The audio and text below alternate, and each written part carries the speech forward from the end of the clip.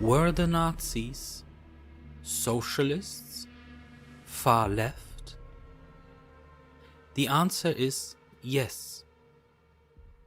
The National Socialists were one of the most horrible left-wing terror regimes of our times. This video will show you that the ideology of the Nazis has its roots in socialism. The following quote is from the founder of the Nazi Party, Anton Drexler. In his book, My Political Awakening, from the Journal of a Socialist Worker, he writes, "I never made a big deal out of my socialist views." And further on he says, "There's one slogan that brings us together, and that is socialism and communism in the spirit of Christ." So, how can we understand this quote? Clearly, he stresses the importance of socialism and communism in the Nazi Party. Why in the spirit of Christ? Probably to differentiate themselves from the other socialist movements that were very popular at the time, for example Marxism, which favors the abolition of religion. Furthermore, Christianity could be seen as an anti-capitalistic belief system that favors the poor over the rich. What are the beginnings of the Nazi Party? The DAP, Deutsche Arbeiterpartei, German Workers' Party. Later on, NSDAP, Nationalsozialistische Deutsche Arbeiterpartei, National Socialist German Workers' Party, was founded by the socialist Anton Drexler. He was also chairman of the NSDAP until Hitler took over the chairmanship. Drexler supported Hitler in the still small National Socialist movement and was considered Hitler's mentor. Hitler first came into contact with the Nazi Party, the NSDAP, or earlier DAP, when Gottfried Feder gave a lecture on the subject of how and by what means does one get rid of capitalism. Looking at the history of the Nazi Party, one can find many anti-capitalistic ideas. For example, the 25-point election program of the NSDAP. The election program mentions land expropriations, socialization of trusts, profit sharing in large companies, communalization of department stores, breaking of the financial slavery to interest, replacing the materialistic world order, death penalty for usury, public benefit over self-interest, and the strengthening of the state apparatus. These are clearly socialist demands. The Nazis called themselves comrades or party comrades. It is a typical term used by left-wing parties and goes back to the SAP, Socialist Workers' Party, which was founded in 1875. Socialist parties were very common in the Weimar Republic. The Weimar Republic refers to a time before Hitler took power, especially the period from 1919 till 1933. Many people in this period suffered from poverty, which led to the rise of many socialist movements and parties. And one of those were the SPD. They were part of the government and promoted a socialistic state. But the founder of the Nazi Party complained that the situation for the workers was not improving, despite the socialists' promises. Anton Drexler criticized the fact that socialist politics had an international focus and felt that this was treason, since German people were neglected. He wanted socialism to be oriented towards national interests, hence the term National Socialism. This also explains the general opposition of the Nazis to Marxism, which was more international. According to witness accounts, media material and old recordings, Hitler's position was thoroughly socialist. One high-profile witness, Otto Wagener, Hitler's close economic advisor, described Hitler's worldview. Hitler said that the future of socialism lies in the Volksgemeinschaft, people's community, and not in internationalism. The term Volksgemeinschaft describes a national community without classes. Hitler saw it as his task to lead the German people to socialism. According to Wagener, Hitler was of the opinion that it was time to find and walk the path from individualism to socialism. That Marx and Lenin saw the right goal but chose the wrong path. He believed there was a faster and more efficient way to socialism without civil war. According to Otto Wagener, Hitler wanted to address all socialists as well as the communists and bring them from the international to the national camp. Hitler saw the greatest goal of his time in replacing the reign of capital over the working class with the reign of the working class over capital. Joseph Goebbels belonged to Hitler's inner circle. In his 1931 book, Der Nazi-Sozi, Questions and Answers for the National Socialists, he wrote at great length about the class conflict, the struggle against capitalism, the liberation of the worker with the help of socialism. "We want a Germany of the working class," he wrote. He saw international socialism only as a ruse of international capitalism, an opposition to real socialism. Various other sources and propaganda material confirm the clearly socialist attitude of Hitler and his Nazi party.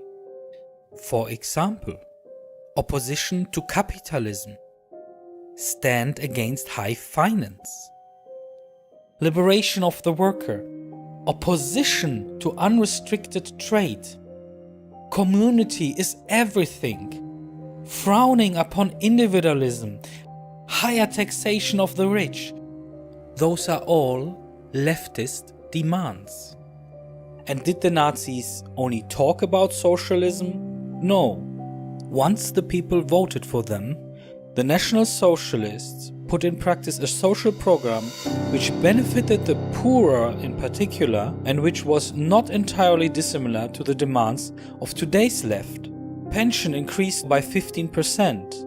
In 1941, pensioners received full health insurance for a symbolic contribution of 1 Reichsmark. Sick pay was introduced. Families received financial support for their children.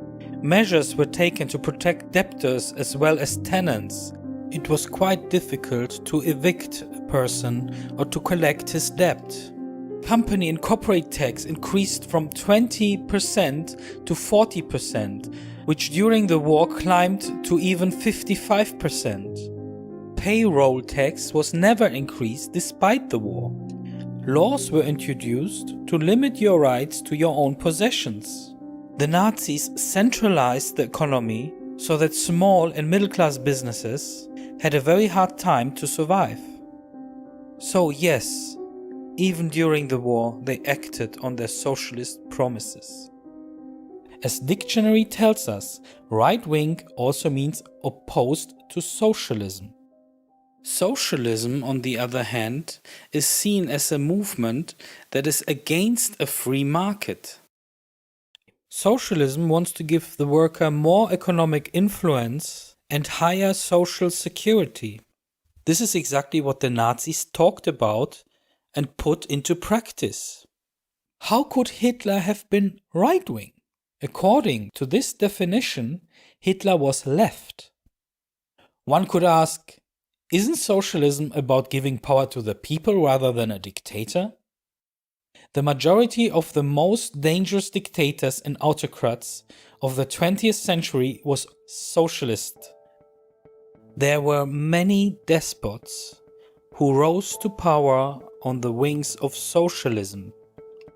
For example, Hitler, National Socialist German Workers' Party, Saddam Hussein, Arab Socialist Party, Slobodan Milosevic, Socialist Party of Serbia, Mao, Communist Party of China, Stalin, Communist Party of the Soviet Union, Erich Honecker, Socialist Unity Party of Germany, Nicolae Ceausescu, Romanian Communist Party, Gaddafi, Libyan Communist Party, Pol Pot, Kampuchea Communist Party, Kim Il-sung, Communist Party of Korea, and others were horrible dictators, autocrats and fascists. Even the inventor of fascism, Benito Mussolini, was for a long time a social activist and after the First World War committed to uniting the left. Mussolini was a prominent member of the Italian Socialist Party, editor of the socialist newspaper Avanti, and later the owner of the socialist magazine Utopia. And yes, Mussolini was sometimes against socialism, but then again in favor of socialism. But what about the idea that racism falls on the right side of the political spectrum? Right-wing politics has nothing to do with racism. Per dictionary, it is rather a movement against socialism and for conservatism. Right-wing politics prefers self-regulating markets instead of a big government. This has nothing to do with racism. Racist ideologies and hatred of other ethnic groups were rather common in left-wing terror regimes. The majority of Jewish publicists in Russia fell victim to Stalin's purges. Stalin also committed genocide against Ukrainians. Up to 7 million Ukrainians lost their lives. Other ethnic groups also fell victim to Stalin's tyranny. Milosevic, Socialist Party of Serbia, carried out ethnic cleansing in Kosovo. Mengistu Haile Mariam, Workers' Party of Ethiopia, was convicted of genocide. One of the most racist countries in the world today is Communist China. Racism is not uncommon in the Chinese society. An exhibition in China compared African people to animals. According to official reports, the Beijing government recently placed over 1 million Uyghur Muslims in concentration camps. The UN expressed their alarm over reports of organ harvesting from minorities held in detention. In the Weimar Republic in 1923, Ruth Fischer, a politician of the KPD, Kommunistische Partei Deutschlands, Communist Party of Germany, said, and I quote, "Anyone who calls out against the Jewish capital, gentlemen, is already a class fighter, even if he doesn't know it. You are against the Jewish capital and want to fight the stock market jobbers down? And rightfully so, kick down the Jewish capitalists, hang them from the lampposts, trample them. But gentlemen, how do you feel about the big capitalists?" This quote clearly shows the anti-Semitic attitude within the German Communist Party. In 1924, a short time later, the same Ruth Fischer was elected the leader of the KPD, Communist Party of Germany, more than 9 years before Hitler even came into power. Not only Hitler, but as well other left groups targeted Jews because they thought they are connected with exploitative capitalism. Why do people think Nazis were on the right side of the political arena? After the war, the winners might have tried to divert attention from the fact that the Nazis had their origin in socialism, perhaps also to take into account the sensitivities of the victorious Soviet Union. Originally, the terms left and right came from the sitting arrangement in the French Parliament during the 1789 till 1799 revolution. On the right sat those who were in favor of maintaining classes monarchy, and on the left sat those who didn't want a class system or monarchy.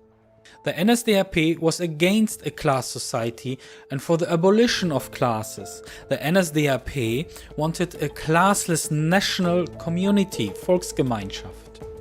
The Nazis should really be called left-wing. Conservatism on the right stands for the preservation of the existing order.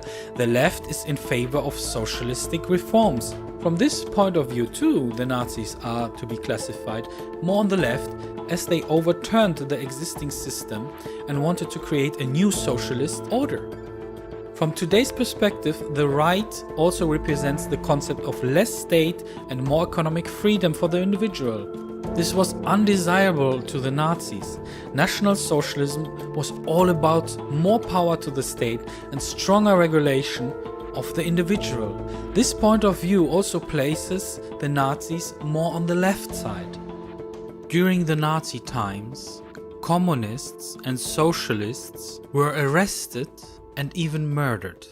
So, how to explain that? The Nazis made a distinction between international socialism and national socialism. They viewed international socialism or communism or Marxism or Bolshevism as a threat to the nation.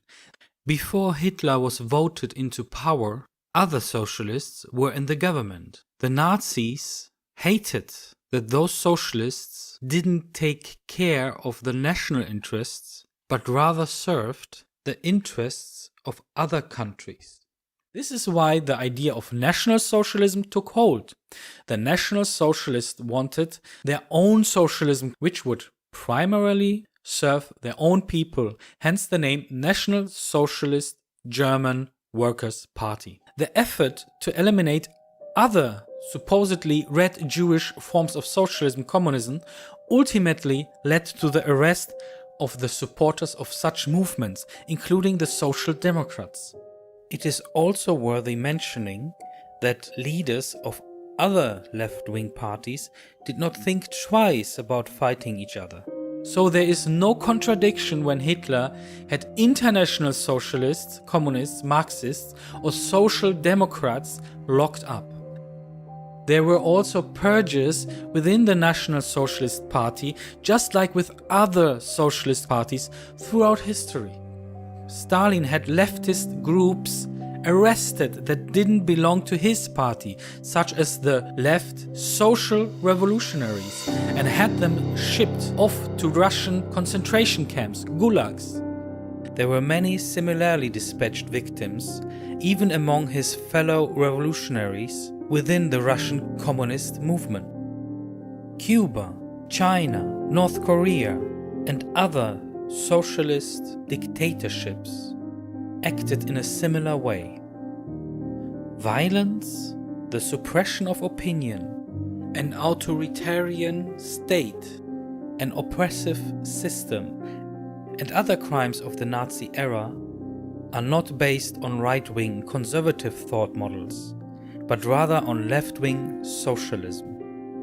And in the light of this, it would make more sense for far-left groups to protest against themselves instead of groups that are conservative or patriotic.